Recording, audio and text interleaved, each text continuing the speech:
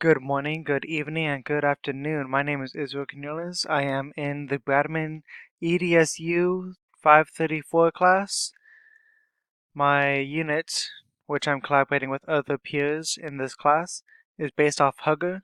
My subject is physical education, and I will be focusing on nutrition and health. So the basics of this presentation is going to be about giving a base knowledge of nutrition based off the MyPlate model, which everybody has, and also to expand the mindset of students, how hunger can affect people in the community and also the world, and also go with factors on why that happens. So here I have a slide based off of just factors of why people can't afford to eat that much, basic knowledge for students just to ponder off of. Next, I'll be talking about the healthy plate options for my plate, which I'm pretty sure a few of these students have not really implemented too much. So this presentation's basically just a base knowledge, health wellness for the unit.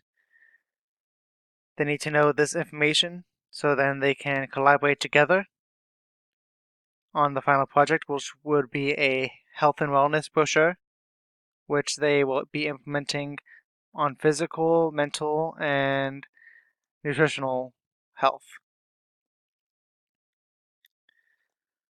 So here we have just a little pondering question. Why is it important to have healthy diets at early ages? Gives some options right here, some reasons.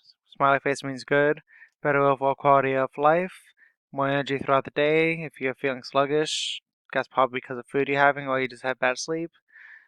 Mostly the first. Better prepared for independent living later on in life. Take care of your body and it will take care of you. Just make it a routine.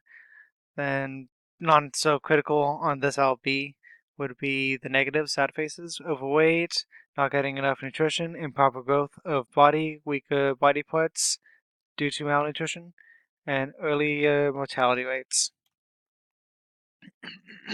Then definitely I'll be going over the food groups, which I have labeled right here, and also the suggested portion size. And of course, because everybody's different, I have different measurements, and also tell them that some people may need more, some people may need less. This depends on your body size and how it's built.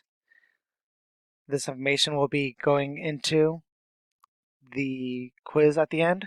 I also went up to how food is broken down, the simple carbohydrates first, then its proteins and fats, just so then they have that chain of mind, so then they could think about what they could do.